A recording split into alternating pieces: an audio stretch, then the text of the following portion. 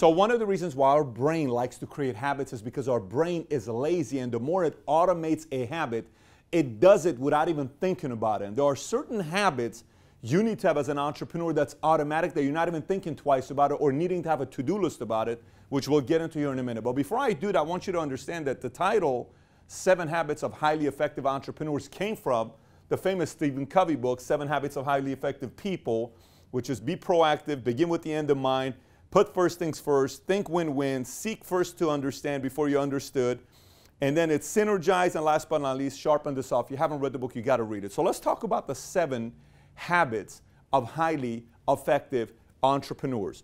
First things first on the habit. Always be aware of the evolution of a business. Let me explain to you what it is on the evolution of the business. Whenever a business starts, the book that explained this the best is Barbarians to Bureaucrats. It explained there's always a prophet. There's the visionary. I have an idea. What if we do that, that, that, that? I have an idea. What if I go into this industry? I have an idea. What if we do this here? Then there's barbarians, which barbarians are the guys, I'm going to get it done. We're going to go do this no matter what. And that could be you. You could be the prophet and the barbarian. Then you have the builder, explorer. Then you start hiring admin people, paperwork, compliance. And then if you're not too careful, the company eventually gives birth to bureaucrats and aristocrats. And bureaucrats and aristocrats are deadly to any society, to any company, to any business, if you don't pay attention to. So what do I mean by this? You could possibly end up being that bureaucrat or the aristocrat. So a bureaucrat or an aristocrat is too cool for the game. It's too cool to be reached. You know, it's too cool to be contacted. Nobody can get close to them because you're above everybody. So you control. There's a cocoon like, hey, don't get close to me. I'm famous. Don't get close to me. I'm too important of a person. And then you lose touch with the people, and you lose touch with the population. You become godlike, and anytime you become godlike, no one is godlike, you're bound to get killed. And either that business gets killed or you get killed. You just saw what happened with Uber recently when the guys at the top said, we are the biggest IPO of all time, et cetera, et cetera. Boom! Too big for drivers, too cool for employees, too famous, too popular, and they have a fall, and next thing you know, what do you call it? Lyft goes from having 850,000 rides per day, the day the announcement was made with Travis getting fired, to 30 days later, 1 million rides a day. They went up 20% in 30 days simply because Uber started experiencing this bureaucrat to aristocrat type of stuff. So the habit is always know what's next. Always know what's going on. But keep it cool to make sure you don't experience that part. Next one, number 2. Always have an eye for talent. This is a habit. You're always out there. Let's just say you're at dinner. Somebody starts talking. You'll say, I'm impressed by this guy. Hey, what do you do, John? So you're looking, I want a compliance guy. I want a finance guy. You know, the director of finance that I had here, she helped open up my checking account at WAMU years ago when there was a WAMU before they went out of business and Chase bought them for $1.9 billion. 10 years ago, WAMU was worth, in 05, WAMU was worth $330 billion. She was my banker. So I go and I open up the checking account and I said, guys, this checking account just opened up is a future billion-dollar company. Everybody's laughing at me. Oh, you're so crazy. I said, you're going to know about this account that we're opening up here. She kept paying attention to the account. Year and a half later, I recruit her. She becomes my director of finance. But I watched her every time I went there, how she treated me. Everywhere you go, watch everybody. See how they treat you. The habit of a highly effective entrepreneur is you're always looking for talent. What if we get this girl here? What if we get this guy here? What if we get this person here? I like the way this guy treats me. I like the way this guy gives me customer service. You're constantly thinking about talent. Number 3, always solving for X. Yesterday, I was in Cancun having breakfast with a couple who is thinking about moving their business from currently right now they're in LA. They were thinking about whether to go to Lafayette, Louisiana, or whether to grow their business to Miami, Florida. And so, hey, what do you think? Should we do it? Should we not do it? We're thinking about it. I said, so let me ask you a question here. First of all, let's solve for X. I said, what is solve for X? I said, do you have family back at home? Yes, we do. We got a kid and we got a kid. We got 2 sons here. Okay, 16, 18. Okay, location, son, economy, market. I said, what's the most important? He said, our kids are already grown. They're going to be fine. I said, so that's not what you're solving for, because if that's the case, you have to stay in LA. Not at all. Location, market is what we're solving for. I said, then you can't do Lafayette. There's 126,000 people living there. Miami, you got a bigger market within a 15, 20-mile radius. You may want to start thinking about Miami. Says, that's exactly what we're thinking about. Cool, no problem. So we solve for X. When you don't solve for X, you don't always make the best next decision or the best next move that you need to make because you're not thinking, what am I solving for? Am I solving for value or profit right now?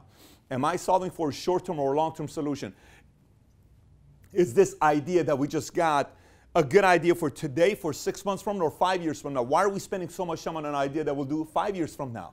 We don't have the resources for this $3 million idea.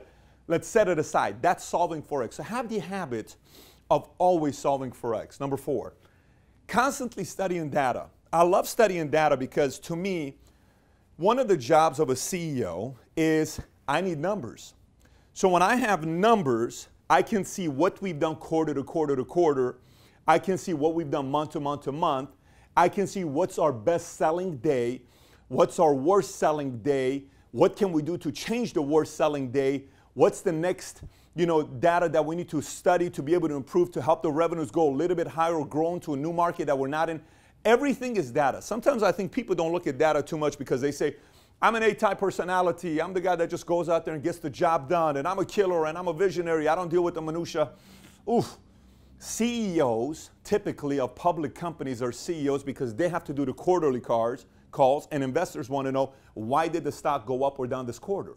And the CEO has to do the quarterly earnings. You have to have a story for all the investors.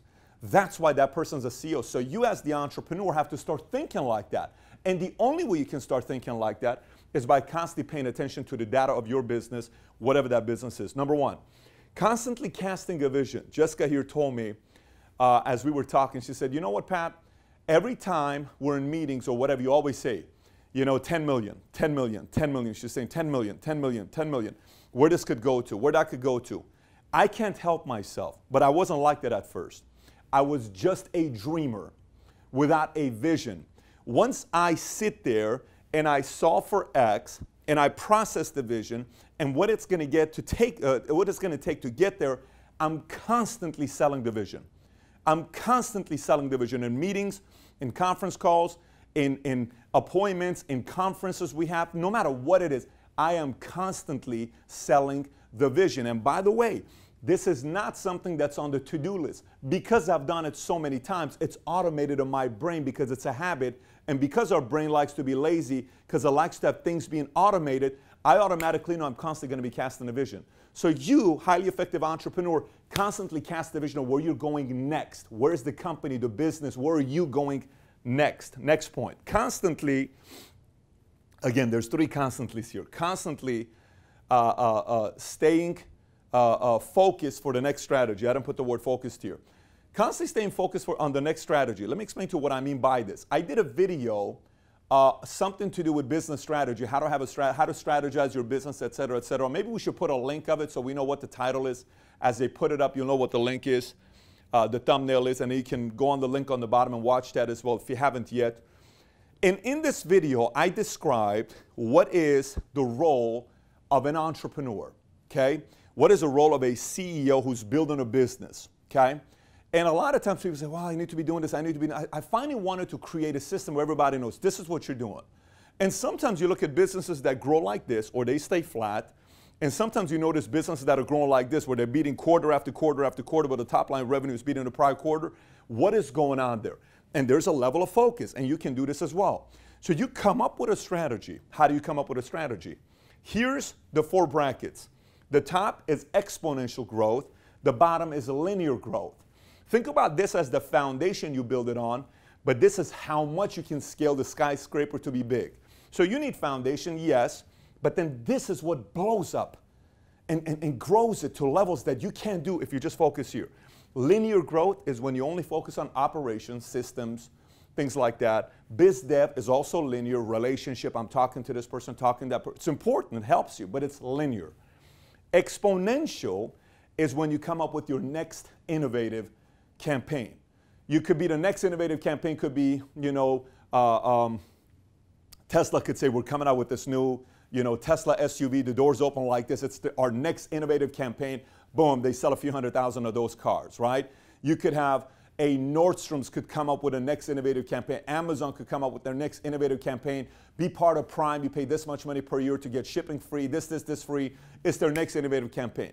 Companies constantly come up with their next innovative campaign. It could be a sale. It could be a contest. It could be a lot of different things.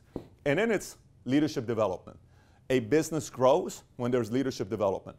The more you focus on your next strategy, it takes a few hours to sit down and do this and say, how do we need to improve operationally? How do we need to improve biz dev? Here's what we need, here's what we need, okay, great. What is our next innovative campaign? What's the last 10 ones we did? Which one did the best? Which one didn't do well? Which one cost us a lot of money? Which one made us a lot of money? Leadership development. Who do I need to work on at the home office to build them into an executive? Which partner do I need to work on closely to make them a bigger partner, a preferred partner? Which salesperson do I need to work on because that person could be a sales leader or they can be a senior vice president or somebody else. Who can I lock onto to make that happen? Those things is what gets the company to grow thicker and exponentially. So stick to your strategy. And by the way, before I get into my 7th point, if you have any questions, thoughts, comments on anything I covered, comment on the bottom. I'm not done with the video yet. I'm about to give you the 7th point. And if you haven't subscribed to the channel yet, do me a favor and click on the subscribe button here to subscribe to the channel before I finish off the video. And if you want to join the notification squad, click on the button right next to it. Now let me give you the 7th point. Here's the 7th point. Exercise, health, and energy. That is a habit. Why? If you don't have energy, you cannot last long. If you cannot last long, you will be crushed by another person that knows how to last long. To do all of this stuff that I just covered with you, the word constantly means what? Energy. Constantly means over and over and over and over and over again. If you don't have energy, you can't do anything constantly. You can only do it once because you need energy. This word needs energy. This word needs energy. This word needs energy. Always needs energy. Always needs energy. Being aware needs energy. This is, I got to be aware. Always needs energy, right? If you don't have energy, you can't compete in a capitalism market. You just cannot because your brain doesn't have the energy to think about the next ideas to come up with. So having said that, those are the 7 habits of highly effective entrepreneurs. Again, questions, thoughts, comments, comment on the bottom. If you haven't subbed, do so. But the challenge I have for you is this. Here's what I want you to do at the ending of this video. I want you to look at all these habits, write them down, and ask yourself, how good of a job do you do on every single one of them? And you may want to watch this video all over again to hear me explain it to you again.